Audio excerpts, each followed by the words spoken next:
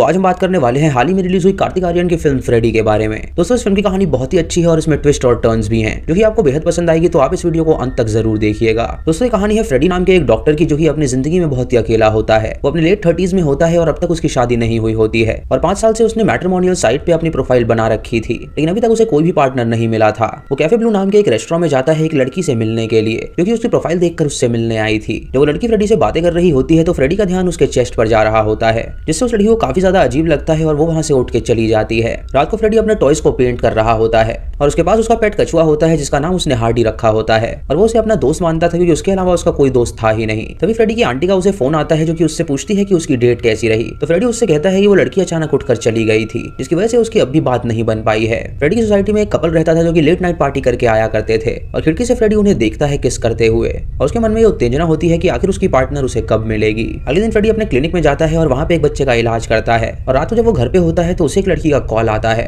जो कि उससे कहती है कि उसने उसकी प्रोफाइल देखी है और वो उसे काफी पसंद आया है, तो कल वो उससे मिलने आए ताकि वो आगे की बातें कर सकें। ये सुनकर फ्रेडी उसे ब्लू कैफे में बुलाता है और वहां पे उसका इंतजार करने लगता है, लेकिन उसके मिलने का टाइम निकल जाता है और वो लड़की वहां पर फिर भी नहीं आती। उसी कैफे में उसकी सोसाइटी का वो कपल वहीं पे बैठा हुआ होता है और ये सब उनका प्लान था और उन लोगों ने ही उसके साथ ये प्रैंक किया था। जब फ्रेडी वहां से जा रहा होता है तो वो उसे चिढ़ाने लगते हैं, जिससे फ्रेडी को पता चलता है कि उन्होंने मजाक किया है, लेकिन वो उन्हें फिर भी कुछ नहीं कहता और वहां से चला जाता है। रात को वो एक शादी में जाता है जहाँ पे उसकी एक आंटी उससे बात करती है। उससे कहती है कि अब उसकी उम्र हो गई है तो वो कब शादी करेगा। तो फ्रेडी उससे कहता है कि उसे कोई भी लड़की नहीं मिल रही है। तभी वो आंटी उससे कहती है कि सामने जो ब्लू ड्रेस वाली लड़की है वो उसे घूर रही थी, यानी कि वो उसे पसंद करती है तो वो जाए और उससे बात करे। इस सुनकर फ्रेडी उसकी बात मान लेता है और उस लड़की से बात करने के लिए जाता है। उससे कहता है कि आखिर वो उसे क्यों देख रही थी। तो लड़की उससे कहती है कि उसने उसे देखा ही नहीं था। तभी उस लड़की का पति वहां पे आता है और उससे कहता है कि क्या वो उसकी बीवी से फ्लर्ट कर रहा है। फ्रेडी उससे कहता है कि ऐसा कुछ भी नहीं है। तो ये बात सुनकर वो फ्रेडी को थप्पड़ मार देता है जिससे वो जमीन पे गिर जाता है और उसके बाद वो जबरदस्ती अपनी बीवी को वहां से ले जाता है। मार खाने के बाद फ्रेडी आंटी के पास जाता है और उनसे पूछता है कि अगर वो जानती थी कि वो शादीशुदा है तो उसने उसे वहां पे क्यों भेजा।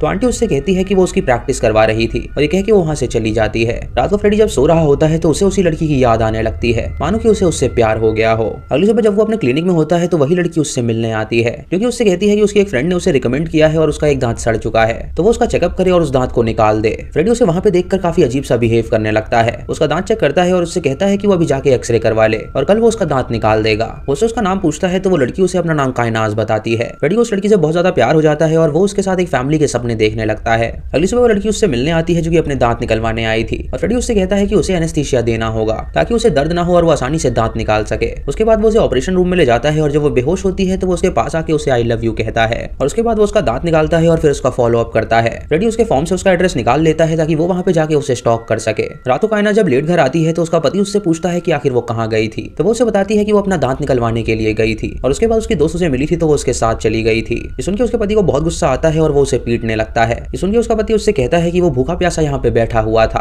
और वो बाहर आराम से मजे कर रही थी। ये कह के वो उसे बुरी तरह पीटने लगता है और हम उसके घर के बाहर फ्रेडी को देखते हैं जो कि ये सब देख रहा था। ये वॉयलेंस देख के उसे काफी गुस्सा आता है और वो चाहता है कि वो उस बंदे के पास जाके उसे पीटे, लेकिन तभी वो अपने आप को रोक लेता है और घर चला जाता है। रात को जब वो सो रहा होता है तो उसे अपने बचपन की एक बात याद आती है। उसके पिता ने उसकी माँ को चीटर कहा था और उसे जान से मार डाला था और उसके बाद उसने खुद को भी गोली मार के अपने आप को मार डाला था और फ्रेडी ने अपने माँ बाप की मौत अपने सामने देखी थी जिसकी वजह से वो काफी ट्रॉमेटाइज हो गया था और इसीलिए उसका कोई दोस्त नहीं बनता था। अगले दिन फ्रेडी कायनात से मिलने का इंतजार करता है, लेकिन कायनात उसकी क्लिनिक में नहीं आती। ये देख के वो कायनात को फोन करता है और उससे पूछता है कि आखिर वो क्यों नहीं आई। तो वो उसे बताती है कि उसका पति नहीं चाहता कि वो बाहर जाए, इसलिए वो अपने चेकअप के लिए वापस से नहीं आ सकती। ये सुनकर फ्रेडी उससे कहता है कि वो उसके घर के पास आ रहा है उससे मिलने के लिए। तो कायनात राजी हो जाती है और उससे मिलने के लिए जाती है। फ्रेडी वहां पे उसके चेहरे पे ब्रूजेस देखता है और वो समझ जाता है कि उसके मार के ब्रूजेस हैं। उससे पूछता है कि आखिर ब्रूजेस कैसे आए। तो वो उसे बताती है कि उसका पति अक्सर उसे मारा पीटा करता है। उसके बाद फ्रेडी उसे आइसक्रीम खिलाता है ताकि वो शांत हो सके और फिर वो कायनात से कहता है कि वो चिंता ना करे, उसका दांत ठीक हो जाएगा। फ्रेडी अब काफी सज धज के रहने लगता है क्योंकि उसे उससे प्यार हो गया था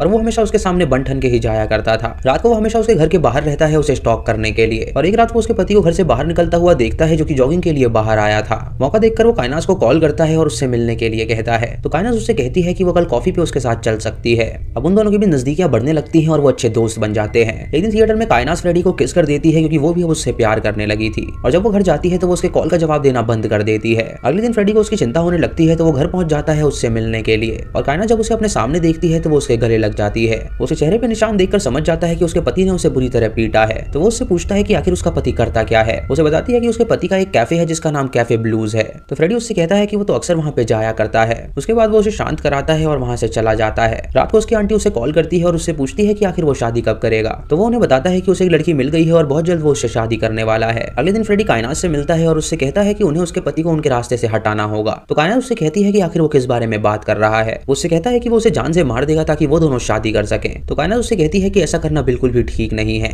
उसके बहुत समझाने पर कायनात मान जाती है और उससे कहती है कि उन्हें ऐसा करना ही होगा। रात को फ्रेडी उस सड़क को अच्छी तरह देख लेता है जहाँ पे उसका पति जॉगिंग करता था और एक जगह वो सड़क पूरी सुनसान हो जाती है जहाँ पे सिर्फ एक बेगर होता है जो कि सो रहा था। अगले दिन फ्रेडी उसके घर के बाहर आके उसका इंतजार करता है और जब उसका पति बाहर निकलता है और सुनसान रोड पे पहुंचता है तो वो उसे ठोकर मार देता है। उसका पति मदद के लिए चिल्लाता है लेकिन तभी वो गाड़ी बैक करता है और उसे कुचल देता है जिससे उसके पति की वहीं पे मौत हो जाती है। उसके बाद वो एक हफ्ते के लिए अपने फार्म हाउस चला जाता है और वो कायनात से एक हफ्ते के लिए बात करना भी बंद कर देता है। उसे मार के वो बहुत ज्यादा खुश होता है क्योंकि अब उसके रास्ते का कांटा हट चुका था और अब वो कायनात के साथ शादी कर सकता था। अगले दिन फ्रेडी एक मैकेनिक को बुलाता है और अपनी गाड़ी भी ठीक करा लेता है और उसके बाद वो कुछ गाँव वालों का चेकअप भी करता है। इधर पुलिस इस केस की तहकीकात कर रही थी और ये पता लगा रही थी कि आखिर उसे किसने जान से मारा है। एक हफ्ते बाद फ्रेडी अपने घर वापस जाने के लिए निकल जाता है और सबसे पहले वो कायनात के घर पहुंचता है उससे मिलने के लिए। जब दरवाजा खुलता है तो वहाँ पे वो एक लड़के को देखता है जो कि कायनात को बेबी कह के बुलाता है और वो उसकी गर्लफ्रेंड थी। फ्रेडी उससे पूछता है कि आखिर वो कौन है और यहाँ पे क्या कर रहा है। तो कायनात वहाँ पे आके उससे कहती है कि ये उसका बॉयफ्रेंड है और उन दोनों ने उसे यूज किया है ताकि वो उसके पति को मार सके और वो दोनों यहाँ पे आराम से रह सके। फ्रेडी सुन के हैरान हो जाता है और उस लड़के को देख के कहता है कि वो उसके रेस्टोरेंट का शेफ है तो वो ऐसी हरकत कैसे कर सकता है। तो लड़का उसे धमकी देता है और उसे बुरी तरह पीटता है। उनसे कहता है कि उसके पास पूरे सबूत हैं कि वो उसे स्टॉक कर रहा था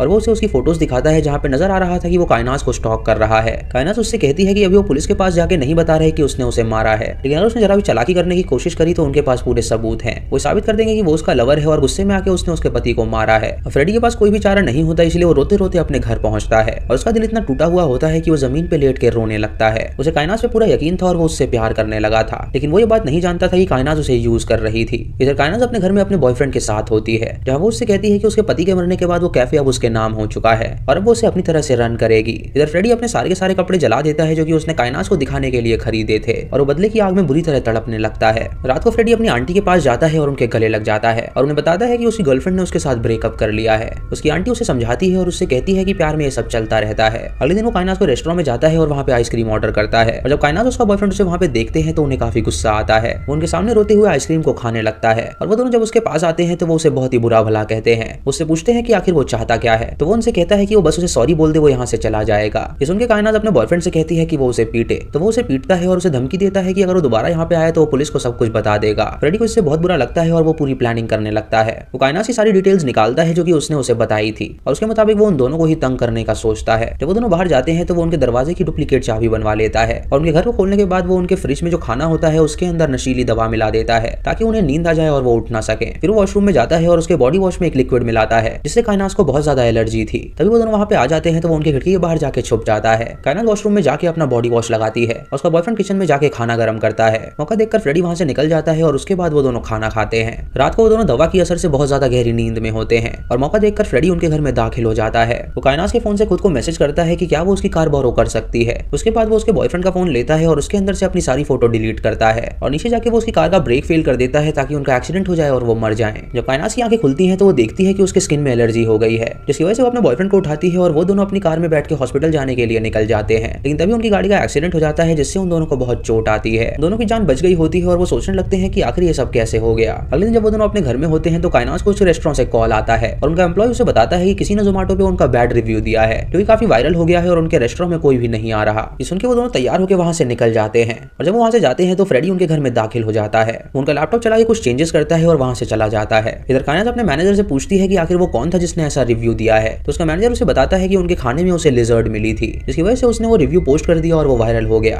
तभी कायनात फेसबुक देखती है और उसे पता चलता है कि उसके बॉयफ्रेंड ने उसकी एक गंदी फोटो डाली है। ये देखकर वो उससे पूछती है कि आखिर उसने ये पोस्ट क्यों किया तो वो उससे कहता है कि ये जरूर फ्रेडी का काम होगा जो कि उन दोनों के साथ ये सब कर रहा है। ये सुनकर कायनात अपने मैनेजर को फ्रेडी की फोटो दिखाती है और उससे पूछती है कि क्या यही वो आदमी था तो वो उससे कहता है कि शायद इसी बंदे ने वो रिव्यू दिया था। उससे वो दोनों फ्रेडी से मिलने जाते हैं और फ्रेडी पुलिस को पहले ही कॉल कर चुका था। जब वो दोनों वहाँ पे पहुंचते हैं तो रेमंड फ्रेडी को बुरी तरह पीटने लगता है। फ्रेडी उनसे कहता है कि वो बस सॉरी चाहता है और फिर से वो ऐसा बिल्कुल नहीं करेगा लेकिन वो दोनों बिल्कुल भी नहीं रुकते और उसे पीटने लगते हैं। तभी वहाँ पे पुलिस आ जाती है और ये सब देखकर उनसे पूछती है कि आखिर वो ऐसा क्यों कर रहे हैं तो कायनात इंस्पेक्टर को बताती है कि फ्रेडी ने ही उसके पति को मार डाला था क्योंकि वो एक स्टॉकर है और वो उसे प्यार करता था। इस बात का उनके पास सबूत भी है और वो सबूत उसे दिखाने वाले हैं। जब वो सबूत दिखाने के लिए आगे बढ़ते हैं तो उन्हें पता चलता है कि उनके फोन में वो फोटोज ही नहीं है जिससे उनकी बात साबित नहीं हो पाती और इंस्पेक्टर उनसे कहता है कि वो एक रेप्यूटेड डॉक्टर है और वो बिल्कुल भी ऐसे काम नहीं कर सकता। वो फ्रेडी से कहता है कि उन्हें इनके साथ क्या करना चाहिए तो फ्रेडी उससे कहता है कि वो कोई भी कंप्लेन दाखिल नहीं करना चाहता। इस उनके इंस्पेक्टर उन दोनों को वहां से भगा देता है और फ्रेडी से कहता है कि अगर ये दोबारा परेशान करे तो वो उसे कॉल करे। जब ये दोनों घर पहुंचते हैं तो ये फ्रेडी को परेशान करने के बारे में सोचने लगते हैं। अगले दिन फ्रेडी अपनी आंट से मिलने जाता है, जहाँ वो उनसे पूछता है कि आखिर उसके पिता ने उसकी माँ को क्यों मारा था। उसकी आंट उससे कहती है कि उसका पिता बहुत ही शक्ति था, जिसकी वजह से उसने उसकी माँ को मार डाला और खुद को भी मार डाला था। रात को फ्रेडी जब अपने घर में पहुंचता है तो देखता है कि वहाँ पे सारा सामान गिरा हुआ है और वो समझ जाता है कि ये जरूर रेमंड का काम है। उसे वहाँ पे एक बुलेट भी मिलती है जो कि एक मैसेज था कि अगर वो उनसे उलझेगा तो वो उसे मार डालेंगे। ये देखकर फ्रेडी काइनास को कॉल करता है और उसे बताता है कि जैसे उन लोगों ने उसके घर पे बुलेट छोड़ी है वैसे ही उसने उनके घर में सांप छोड़ रखा है तो वो बच के रहे। ये सुनकर वो दोनों काफी डर जाते हैं और घर छोड़ के एक लॉज में जाके रुकते हैं। उसके बाद वो उसे फोन करते हैं और उससे कहते हैं कि क्या उसे अपना कछुआ मिला। तो फ्रेडी अपने कछुआ को ढूंढने लगता है लेकिन उसका पेट उसे कहीं पे भी नहीं मिलता। उससे कहते हैं कि उन लोगों ने उसका सूप बनाया और उसका सूप बहुत ही स्वादिष्ट था। और सुनकर फ्रेडी को बहुत ज्यादा गुस्सा आ जाता है। सीसीटीवी फुटेज देखता है जहाँ पे रेमंड साफ नजर आ रहा था और वो उसके कछुए को चुरा के ले जा रहा था। फ्रेडी इससे बहुत ज्यादा रोने लगता है और उसे बहुत ज्यादा गुस्सा आता है। अगली सुबह वो अपने नौकर को फोन करता है और उससे कहता है कि वो फार्म हाउस 4 दिन के लिए खाली कर दे क्योंकि वो अपने दोस्तों के साथ वहाँ पे एंजॉय करने आ रहा है। उसके बाद वो उस बेगर के पास जाता है जो कि उस रोड पे रहता था। वो उसे कुछ पैसे देता है और पुलिस के पास जाने के लिए कहता है। वो बेगर तुरंत पुलिस के पास जाता है और उन्हें बताता है कि उसने उस रात वो मर्डर देखा था और वो गाड़ी किसी और की नहीं बल्कि डॉक्टर फ्रेडी की ही थी। ये सुनकर पुलिस इंस्पेक्टर फ्रेडी के पास जाते हैं उससे पूछताछ करने के लिए, जहाँ फ्रेडी उन्हें बताता है कि वो गाड़ी उसी की थी लेकिन उसे वो नहीं बल्कि रेमंड चला रहा था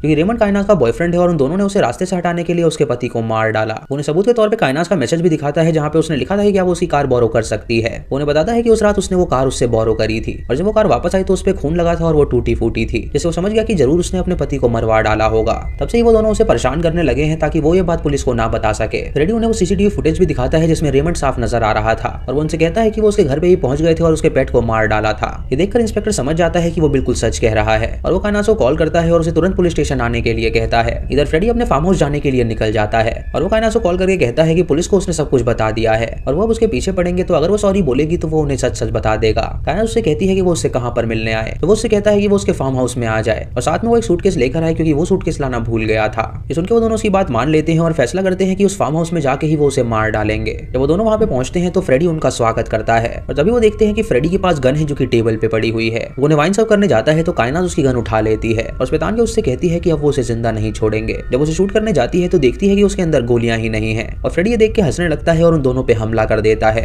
जब उन दोनों की आंखें खुलती हैं तो वो अपने आप को बंधा हुआ पाते हैं। फ्रेडी उनके पास आके उनसे कहता है कि अब वो दोनों जिंदा बिल्कुल नहीं बचेंगे। तभी काइनास उससे कुछ कहना चाहती है तो फ्रेडी उसके मुंह से गैग हटाता है तो वो उसे बताती है कि वो अब भी उसे प्यार करती है। ये सुनकर फ्रेडी उससे कहता है कि वो उसे एक चांस देने के लिए तैयार है। उसके सामने एक सेलो लाता है और उसे बजाने के लिए कहता है कि उसने कहा था कि वो उसकी माँ की फैन है जो कि एक सेलो प्लेयर थी। वो उस सेलो को नहीं बजा पाती तो फ्रेडी उससे कहता है कि उसने उसे एक और झूठ बोला था, इसलिए वो उसे वापस से बांध देता है और उसके बाद वो उसके बॉयफ्रेंड के सारे दांत निकाल देता है और उधर झेलते हुए उसकी मौत हो जाती है और वो उसे बाहर गाड़ देता है। इधर पुलिस जब उनके घर पहुंचती है तो उन्हें वो दोनों नजर नहीं आते और तभी उन्हें उनके लैपटॉप में एक सीसीटीवी फुटेज मिलती है जिसमें ये नजर आ रहा था कि वो दोनों सूटकेस लेके कहीं भाग रहे हैं, जिससे उन्हें लगता है कि वो दोनों शहर छोड़कर भाग चुके हैं। उसके बाद फ्रेडी काइनास के सारे दांत निकाल देता है और उसे भी बहुत तेज दर्द होने लगता है और फिर वो उसे अपने गार्डन में ले जाके गाड़ देता है और उसे दफना देता है। एंड सीन में हम फ्रेडी को देखते हैं जो कि उनकी कब्र के ऊपर लेटा हुआ था और इसी के साथ ये मूवी यहीं पे खत्म हो जाती है। तो दोस्तों ये थी फ्रेडी फिल्म की कहानी जो कि काफी अच्छी थी। आपको इसी कहानी कैसी लगी आप हमें कमेंट सेक्शन में जरूर बताइएगा। दोस्तों इस फिल्म में कार्तिक आर्यन ने बहुत ज्यादा अच्छा काम किया है, तो आप इस फिल्म को एक बार डिज्नी प्लस हॉटस्टार पे जरूर देखिएगा। ये फिल्म बाकी फिल्मों से बहुत ज्यादा अलग है and this film is inspired by the dentist जो कि 1996 में आई थी। दोस्तों मेरे मुताबिक इस फिल्म में और भी ज्यादा ब्रुटैलिटी होनी चाहिए थी। फ्रेडी पूरी तरह साइको दिखाना चाहिए था जो कि सिर्फ दांत निकाल के ही टॉर्चर नहीं करता बल्कि और भी इसमें ब्लडी सीन्स होने चाहिए थे। बॉलीवुड के पॉइंट ऑफ व्यू से मैं देखूं तो ये मूवी काफी अच्छी है। आपको कैसी लगी आप हमें कमेंट सेक्शन में जरूर बताइएगा। चैनल पे नए हैं तो सब्सक्राइब करें और बेल आइकन दबाएं नोटिफिकेशंस के लिए।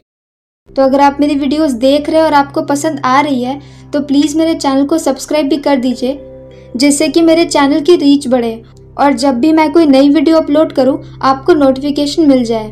तो let's roll up the intro.